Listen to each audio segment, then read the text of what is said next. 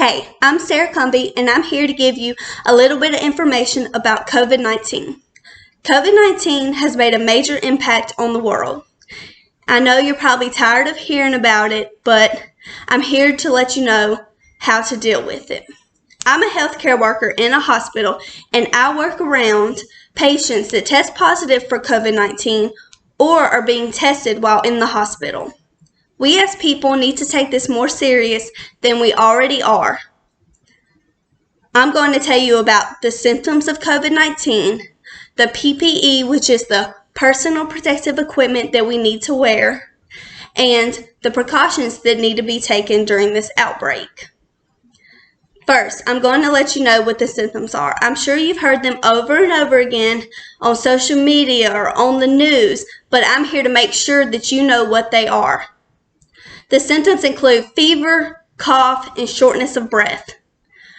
Patients that I have worked with that have tested positive for COVID-19 have had a fever of 99 or above.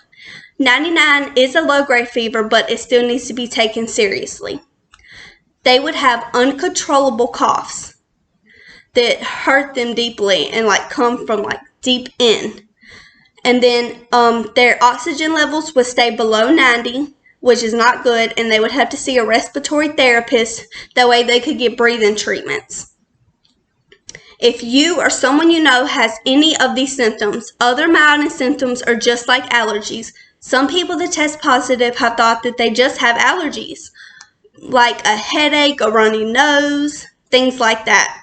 But if you have any symptoms, just call your doctor and explain what is going on, or call a hospital and ask about being tested for COVID-19.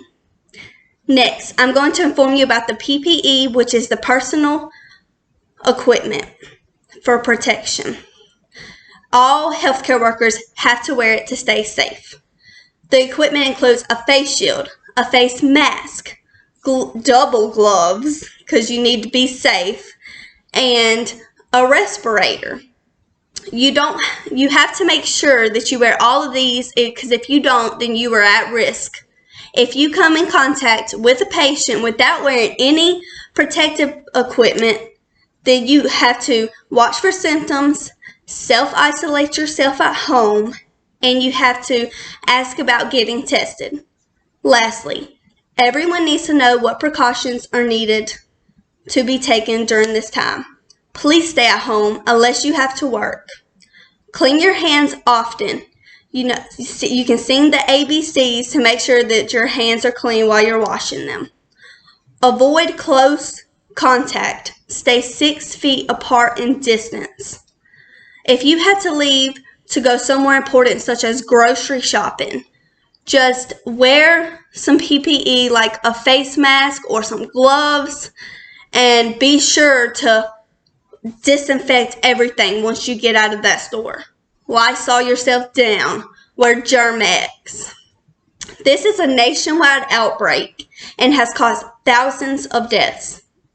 And it is something that many people are not taking serious at all. Some people are still running the roads, and that's why we still have a curfew. We don't need everybody to be touching things, because you can be asymptomatic for less than 14 days. Now, I have informed you of all the symptoms, the personal protective equipment that you need to wear, and the precautions that need to be taken. What would you do if you or someone you know got this virus? It can cause a death. It can cause you to have respiratory illness for the rest of your life. Everybody is at risk for this virus, but keep the people who already have health issues and the children at mind.